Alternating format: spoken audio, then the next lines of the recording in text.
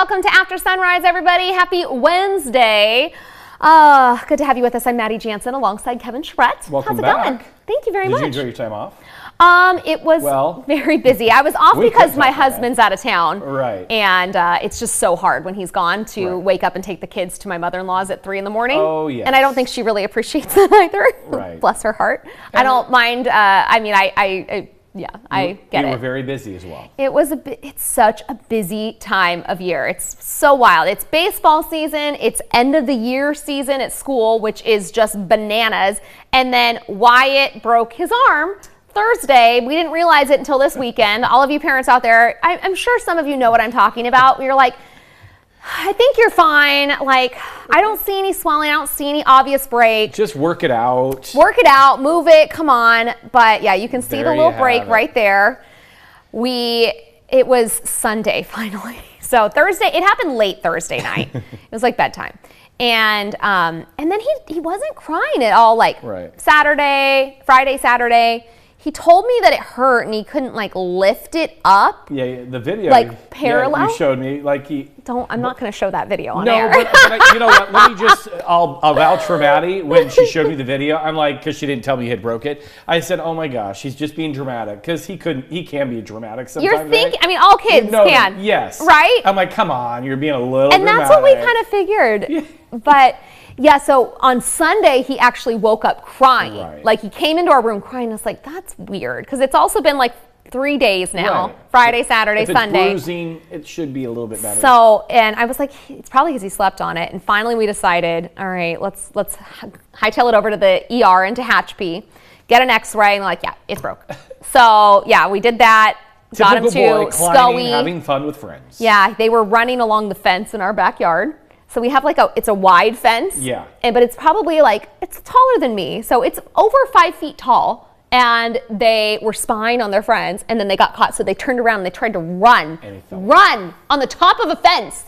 And he fell off. So he's honestly, I'm so grateful he didn't do something worse. Worse than just That's a pretty decent fall onto some hard dirt. And let me just ask, so when it happened, he didn't come in crying or nothing? No, he did. Oh, he did. He came in crying. But they cry. Right. They cry, and he got an ice pack, and I was like, you're fine. You're fine. You know, because you don't want to go spend hundreds of dollars at the urgent care. If it's just a bruise. If it's nothing. Yeah. I mean, like, that is expensive. Right. I'm sorry. I had to cancel a trip. I have canceled a trip because of this broken arm because of the cost already. Right. I'm about to tell him, this is your birthday present. Right.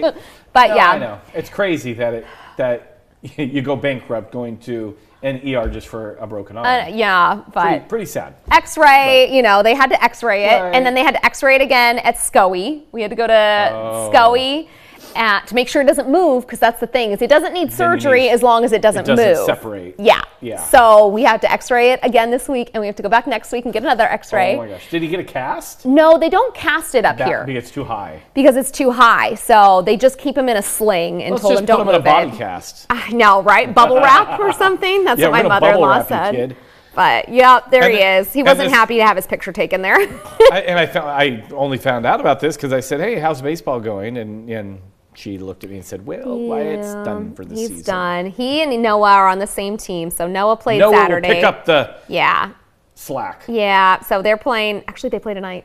Oh, okay. His team, the Trash Pandas, have a game tonight at 5 in Tehachapi. But yeah, so we are coming to the end of baseball season, but he made it to his All-Star team, which he was super psyched. I don't think he expected to make it to All-Stars. And so I had to call his coach yesterday and say sorry. And he was such a nice guy. I mean, most people who coach kids sports, like, seriously, I have so much love for you because I love the way they pour into our kids. Right. Like, they like to mentor them. They like to, and I love how they pump them up. And they're like, it's all right, bud. You tried. Like, don't get down on yourself. And that's when you have a good coach. Yeah. Trust me, not all coaches are like that. No, and that's what I said most. Despise coaches that don't give that encouragement, that forward thinking in terms of what it's all about. There are coaches out there, it's all about the big W, the big win, because they're going to the World Series. I know, it's like, are you like, no one's getting a scholarship tonight. Even some parents can be a little bit critical. Oh, totally. I go on my soapbox here. When I used to coach, kids make mistakes. They drop a pop fly, they do whatever. I'm not the coach that's going to yell and scream at them.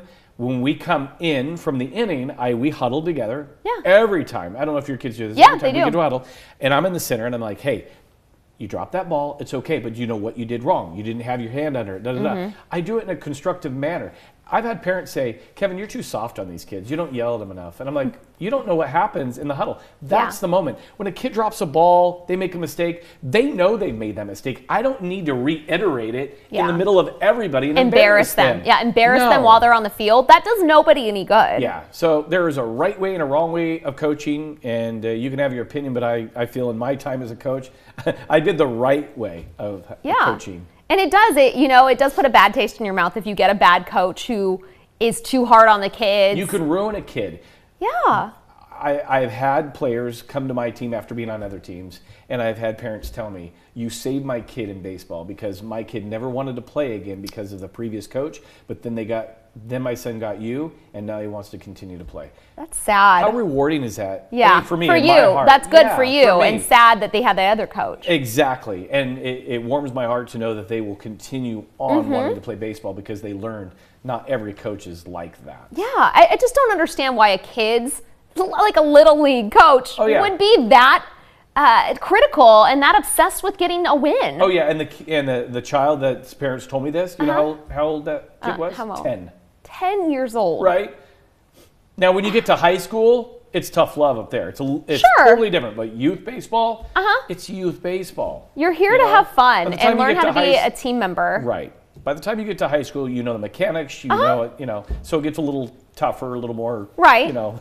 But again, it's in a constructive way. It's in a healthy Yes. way. It's not a berating a child never do that. in front of people. That's not helpful. Nope. Yeah, and I remember having just a parent that was just super critical of his child on the field, and it just it was to the point where I was just like boiling inside. Like I almost needed to say something. I can't stand hearing this.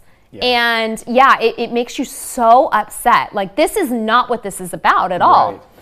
And, you know, and I have a baseball family, my brother and my nephew. You know, I love my brother. We're very close, but his coaching style is different than mine. Sometimes he's a little rough on my nephew, and I have to brother check him. I have to say, you know, especially when I visit and I'm at basketball games, and you know, he's so critical. He's one of those kind of critical parents.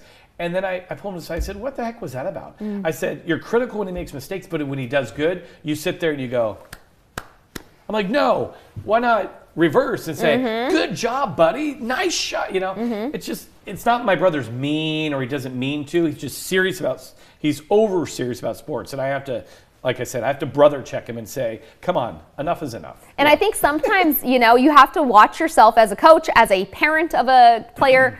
Are you like worried about yourself right now? Are you living out some sort of dream? No, I do think sometimes with my brother, and because he doesn't watch this, but I think sometimes he lives vicariously through my nephew. When my brother was younger, he had a baseball accident. He was catching a pop fly back in our early days. Outfield fences were chain link, and they had at the top it was crossed like that. Oh, no. Now they're like this, so when you go, you know, you can't. And my brother, it was a very competitive baseball player. Actually, I thought he had, you know, in my opinion, maybe Major League Baseball dreams. And he went up to catch a pop fly, and when he came back to steal that pop fly over the fence, that butterflied his entire arm. Oh my gosh! And so it kind of set him back in terms of going forward with his dreams. And I think so. I think at times, he'd never admit it, of course, but I think sometimes he lives vicariously through Dawson, and he pushes Dawson because he wants Dawson to take over where he had to stop type thing. So, Oh, that's painful. That's so Yeah. painful. So- Yeah, Justin, you know, was a baseball player through college and everything like that. He's the opposite because he got injured and it ended everything, you know, where he thought that baseball would be a kind of a career for him for a while. He thought he'd go play minor leagues for a while after college. I don't think he thought he'd be in the major leagues. But he was a left-handed pitcher. He was really great. He got injured. His coach tried to change his pitching form when he changed colleges, and it ruined his arm. And he didn't want to do the surgery, but when he ruined his arm and could no longer play baseball, all of a sudden he just he got really depressed and upset because that was his life. And now he was like, what am I going to do? I've got nothing left. And so he felt it really bothered him. And now in retrospect that he put all his eggs in one basket. and put too much emphasis on the sport. And so he saw the negative effects of that when your dreams don't pan out the way you hoped. He realized you have to have another path, figured out, or like have that in your mind that this could happen, because it could happen to anybody, an injury like that. What a freak accident for your brother. Right. And so he wants the boys. He always he does not ever push them to play, to do all-stars, to do anything. He helps when they ask for help, but he always makes sure they know that, like, listen, this is a sport and this is fun, and yeah, work on it during the season, but you have to have other interests and you need to work hard at other things as well, because a sport career is nothing guaranteed. No, and that's what I used to tell all my kids as I coach over the years is, oh, what are you going to do? I'm going to be a Major League Baseball player. And I'm honest with them. I'm like, listen here, you have to have a backup. You need to have an education. You need to figure out what you want to do, because it's a very small percentage of people who make it to the Major League Baseball platform. It's wild how small it is. Do you know the percentage? I don't know the percentage off the top of my head. It's so small, though. But I'm like, I'm not trying, and I'm one of those people. I tell kids all the time, or anybody, follow your dreams. Don't let anybody get in your way. But there has to be a realistic part to it. I say shoot for your dreams, but have a backup in place. Yeah. Because if you don't have that backup, now you have nothing. Yeah. So, it's so important that they do have that backup. And especially nowadays, when I first started in baseball here, it was just regular youth league. And then after time, travel ball took over. And if you know me, everybody knows my view on travel ball. I'm not a fan of travel ball. That's my opinion. Neither. I think it's ruined youth baseball. It's watered down youth baseball. How so? I think because you've taken all the talent. And nowadays, to be honest with you, even kids who play travel, I've seen a lot of kids who shouldn't play travel. But the only reason they play travel is because they want to say, I'm on a travel ball team. But, when I first started with our league, it was very competitive. Even as a coach, you had the draft. It was competitive for kids. As time went by and travel ball started, now all of these elite, so-called elite athletes, pitchers, stuff like that, started doing travel. And now kids who weren't in that pool, now you've got a league of just below or middle standard kids. It's hard to compete. It's hard for a coach in 4 weeks to teach a kid how to pitch to a competitive level, where you get kids who basically it's just their first year or something like that. And in 4 weeks, in 4 weeks of trying to coach kids, to try to get pitchers, so it's watered it down. But the other problem I find is, in talking to doctors and stuff like that, is coaches overpitch their kids. Yep. And what I have seen is kids will play travel and youth baseball. They're pitching at pitching at travel, but the parents don't tell the youth coach he just pitched 5 innings yesterday, and now me as a coach, he's a great pitcher. I'm going to put him in 6. Yeah. I've seen kids in a youth baseball. Well, we don't, because we have pitching requirements now. Yeah. But kids pitching over 100 pitches in a game. That's crazy. And that's the thing. We have those pitch counts for a reason, right? Because we track. Coaches, but if you're playing on multiple teams and you're not, as a parent, intervening for your child and saying, oh, actually, they can't pitch. No, I don't want my kid to pitch. He pitched 100 pitches yesterday. But then also that hurts your team, because if you've drafted a kid on your little league team like ours, we've got to have one good pitcher. You kind of like dole those out evenly, right? Well, that kid is a travel ball player too, and now they can't pitch for half of your games, or they're gone for a lot of your games. I have a lot of issues with travel, and I know so many people do it, and I get it. It's like a passion and a religion almost for a lot of families. But it's gotten to a point for even travel ball wants to grow and grow. I'm even seeing that some of these travel organizations trying to take over youth baseball leagues. Oh, really? I've seen it. Trying to push youth baseball to the side and trying to take over and create youth or travel ball complexes and stuff like that. And I just think that's a horrible idea for communities. I don't like it for families either. Like, I know if you are always traveling as a family, okay, I can understand a little bit. But more often than not, what I see is families having to split up every single weekend and go opposite directions with multiple children. Like, this kid's playing here, this kid's playing here. We're never together on the weekends. I mean, I'm sorry, but for us, like, church comes first. Like, we're going to church every Sunday as a family. I'm instilling in my kids that is more important than a sport. Right. And if I were to let them do travel ball, then that would not be a priority for our family. So I just want to make sure, are we thinking, where are our priorities as a family? And are we maybe pushing sports to the top of that list? And what does that teach your kids? Right. And again, this is coming from a very athletic family that I come, my niece plays travel volleyball, plays travel softball. My nephew's a travel baseball. So I come from, two siblings that coach two travel ball all-star type, and I see it, and I just think, I'm glad that they're involved, that my sister coaches my niece and my brother coaches my nephew. So they're involved, but it's a lot. They're gone every weekend. So expensive. So expensive. And I think it goes back to how we also kind of like as a culture value being busy. Like we feel like prestigious, like we're so busy. Right. It seems like a badge of honor. We're so busy, we're gone every weekend. But like there is value in slowing down as a family and just being slow and having family dinners at home. Yep. And well, that's all around. I had a conversation with somebody a couple of days ago, and it was a group text, and I said, you didn't respond to the group text. Oh, I was just too busy this weekend, and I don't really. I'm like, yeah, but are you too busy to say one thing like respond to just a?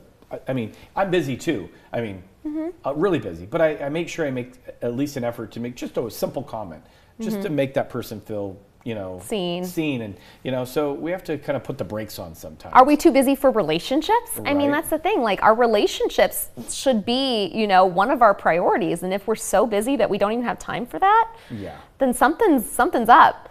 Yeah, I think that's one of the things that about travels. And we are a big sports family. I mean, those kids love baseball. They're super excited. They're going to get to play football for the first time this fall because Tehachapi has never had a tackle football? No, they have tackle. Oh. Now they finally have flag. Oh, they're going to This is going to be the very first year. Yeah, because I was not letting them play tackle. They're little. Like they're 8, 9, and 10. Well, Eli just turned 11, but they were too little. And besides that, they're scrawny. So they're not playing tackle. But our tackle football league in Tehachapi travels every weekend too. Oh, really? Yep. But flag is great. It's by our house. It's only in town and they don't travel. I was like, sign us up. Yeah, that sounds good. But yeah, we love sports too. But I just think that, I like to see it put in its proper place. It has to be balanced. Yeah, and I love sports because it's not just about the sport too. Right. We get to the point where like, oh, you got to have your pitching coach, got to have your batting coach. It's like, but wait a second. We're not just here to learn to be the best possible player possible. We're be well-rounded, and kind people and good humans and good sports and learn how to lose well. I care more that you learn how to lose well than you learn how to win well. Well, and a great example of that is years ago when I was at Northwest, I decided to come up with an idea. The Sheriff's Activities League had, they do sports. And I reached out to them and I said, hey, how about if we create a baseball team with the Sheriff's Activities League? You guys bring them over and play in our league. They'll be their own team. They'll have their their uniforms with the league, but they'll be together because some of the kids with the Sheriff's Activities League, they don't have the support of the family members to get them places. So I remember the person in charge said, perfect idea. So we created this league, and it was so rewarding because what had happened was at the Sheriff's Activities League, you get kids of all walks of life, and some of these walks of life don't commingle, to be honest with you, because some of these kids come from gangs and stuff like that. So we brought them to Northwest, and the thing what they learned, and it goes back to not just the sport, but in sports you have to be a team to end up winning. This is not an individual thing, or you always lose. So it was so rewarding to see these kids on the Sheriff's Activities League. Maybe they had their differences, but when they joined this baseball team, they were losing because of these differences. And until they realized that, it doesn't matter, so-called, what side of the tracks we're from. We are individuals. We are people. We chart our course as individuals. They came together. They started to play as a team, and they saw no matter where we're from, what we look like, nothing. If we come together, we can win a baseball. It was almost like Field of Dreams, or and they came together and they started winning games because they were a team. They weren't individuals. They put all that to the side and they became one. Loved it. I love that. That's what I always tell them. Like, not one person doesn't win that game. One person doesn't lose that game. You can't ever single anybody. Like, he did not lose the game for you. Yep. And one of my kids blamed himself the other day for something. I was like, you didn't lose that game on your own. Like, that is a team aspect. And trust me, I tell these kids, you're right, I've had kids say, I lost the game for us. No. Time out. There were so many other elements to this game, is why we lost this game. It wasn't one element that made us lose their game. One element of a game does not really usually create a loss. There were some other things amongst that 6 innings. There was that someone got us to else this who point. didn't get a hit, and so that would have been one extra run, or just like Or there's a flub play, or exactly whatever. a drop ball, any of those. But who cares? You learn. Exactly, you and learn. we move forward. It's a whole nother game. And guess what? You're still not going to the World Series. I know. Well, you know what's funny? This year is All-Stars. I think it's the 10, 11, 12 that in Little League that can go to the Little League World Series. Right. So Eli's on that team. It's like, you're not going anywhere, Eli. Not you. But I'm just saying, Tehachapi is, we got really killed by Bishop last year, and then Bishop got really killed by the LA team. So we know where we stand. Right. And we can have a dream. We can have a dream. But yeah, it's so funny. He's so into it. I remember he still talks about the big player last year. I can't remember his name.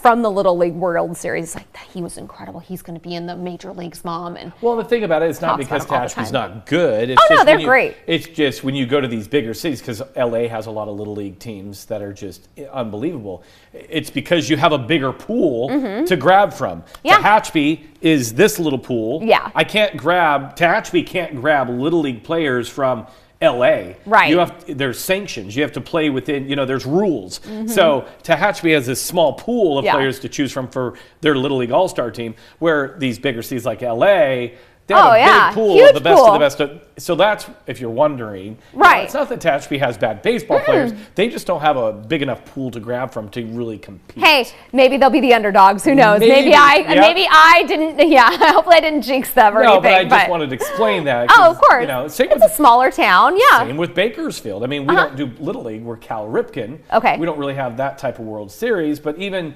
progressing to different stages, Northwest has done great over the years. But again, things have changed over the years with travel and stuff like that. But yeah, it doesn't mean that we don't have good kids. It's just when you go to these outside bigger areas, you have a bigger pool to choose from. You can get the best pitcher and the best catcher and stuff like that, and condense it all down to just one team. Right. So, but yeah, no, it's fun. Baseball season still going. Got a couple more months. We go through June. I think that'll be the last of our All-Star stuff. But yeah, so we were supposed to have 3 All-Star teams. Each boy made it onto a different one. See, but now we're down to 2. There is a silver lining to this. So you spend a lot of money on the X-rays and stuff like that, but by the grace of God, maybe, you're saving money on the back end of the All-Star team. I mean, yeah, we're not going to have to drive. I don't even know how we would have done 3 different teams. So you're probably going to balance things out with the medical bill to what you would have That's spent true. traveling with. Yeah, let's look at it that way. I'm going to go with that. See? Because I canceled a trip that we had in June also. I was like, well, that's See, you off. save money there. Go ahead and cancel that hotel. Trying to get it all to come out in the wash without having to take away his birthday present for his broken arm. I guess that's not fair. I broke my arm in 2nd grade too, so it runs in the family. Well, and you got boys, and boys are busy, and you just never know what's oh yeah, happen. Running along a fence. So he learned his lesson there. Yeah. We ask him now. Hopefully the others did too. Yeah, exactly. Hopefully they saw him. Hopefully I needed to have a talk with all the other friends that he was doing it with. By the way, guys, do you know Wyatt broke his arm the other day? I actually had a bunch of these kids at my house, and I don't know if you remember. I know you've been to my house, but so we have a 2-story. Right. And so there's a front living room and a family room. Side I don't room, know. yeah. Anyway, but there's a beam that goes across, and it's Up so on top by the stairs, yeah. And so the stairs. I came downstairs the other day, and a child, not mine, was sitting up there on the beam. I was like, "What are you doing?" He's like, "I'm gonna jump off." I was like, "No, What? you're not." The beam that runs to the bedroom off to the right?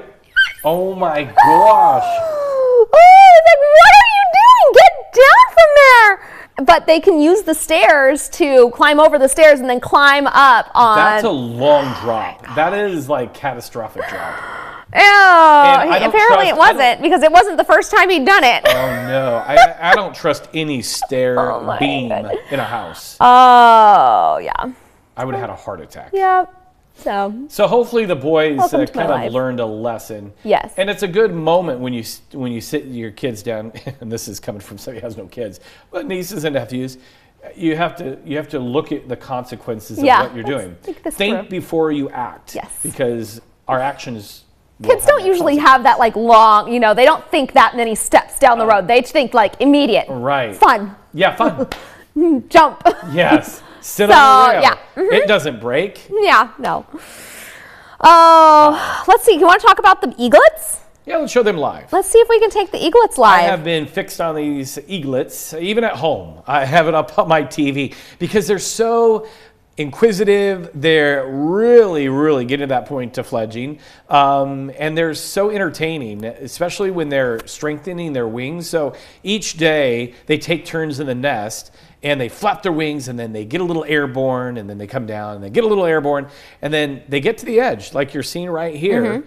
And then you're thinking, oh, they're going to go. They're going to go. And then I'm saying this isn't true, but they chicken out. What if they did it right now? Oh my gosh, that would Wouldn't that be crazy? Just, I don't know which one that is. One's a girl, one's we don't know yet. One's Gizmo's the girl. Yeah, I don't know which one's Gizmo. Gizmo's the smaller one. I'm guessing the one on the edge of the, but it's all perspective. Yeah, it's hard to tell. Wouldn't that be crazy? To me, we it were looks like she's watching. thinking. When they took off. Yeah. Any day now, they are to the point where they could actually take off and fly for the very first time. I think whoever that one is really thinking about it. Thinking right about at the edge of that nest. I would love to see that nest in person just to really understand how big it is. Big because Bear says it's about a little over 5 feet long, wide. Nest. Wow. 5 feet wide. So if I lay down from head to toe, that's how big the nest is. Yes. That's pretty crazy. It doesn't look It doesn't look like it from here. Yeah, but those twigs are probably, a good 2 inch in diameter in that nest. But yeah, the camera doesn't do it, give a good perspective. But yeah, they say about 5 feet across. Because their wingspan is 5 feet across. Right around there, yeah. That's crazy. So when you watch the two eaglets here practice their flying in the nest, their wingspan is about the length of... Oh, my mother is watching right now. Oh my great. gosh. I cannot believe this. Gizmo is bigger. Oh, is that what she said? Yes, it's Gizmo that's bigger. Oh, okay. Oh my goodness. She is obsessed with these Carol, eagles too. Do you want to chime in on your grandson's broken arm? She said I'm a terrible mother. That's what she said. She told me on Friday I should have taken him in. And I was like, nah, I think he's good. Don't want to spend money if he's fine. Grandma, you might be on the hook for a birthday present. Just let me know. Yeah, because I won't be able to pay for it now. So Gizmo's the bigger one, and Gizmo's the girl, right? That's what we said? Yeah, Gizmo's the girl. So I'm guessing Gizmo might be the one here closest to the camera. Okay. And then, what's the other one's name? Sunny. Sunny's... I can't believe she's watching. Maybe me right Sunny is about ready to take a Sunny flight. That would be so fun. Oh, look at the sunbeams coming through gonna, right there. Isn't that gorgeous? Yeah, I think we're just going to hang on this right now just because I'm really curious to see if something's about to happen. So, okay, I want to see how big wingspans are of eagles when they're grown up. Bald eagle Carol's at her wingspan. computer. Google it. I'm going to Google it if she doesn't. Bald eagle wingspan. Let's see. He's looking down like, okay. 5.9 to 7.5 feet. Okay, there you go. 7.5 feet. So, the nest could be longer than 5 feet. They just estimated that. But look, he's looking down. He's like, okay, if I go now and I struggle, what's down below me? I'm sorry, I am flabbergasted. How wide? Just imagining. Well, and if you're watching, you really want to see. I'm from the Pacific Northwest. I want to see that in person. I want to see them with their wings bald out. Bald eagles are everywhere. But go to Calm. Calm has their own bald eagle, and you get a really up close perspective of how large bald eagles really are. You'll be blown away. That is incredible. But just to see them out with their wings. I love it, Calm, too. They have the condors, the wingspan that you can stand by. Okay, let's see. Condor the Chaffee Zoo has a cool condor exhibit there, and you can put your arm. They have that at Calm. Yeah. 10 to 12 feet. 10 to 12? For condors. Wow. Whoa. Wouldn't it be, Let's see. Is California condor different? That's Andean. Okay, 9.5 feet for California condor. Okay. I'm just really curious if today might be the day. They look really interested on the edge of that nest. Okay, look at this photo. Look at the that's perspective. Oh yeah. Of it on that guy's arm. If a condor wanted to pick us up, they could.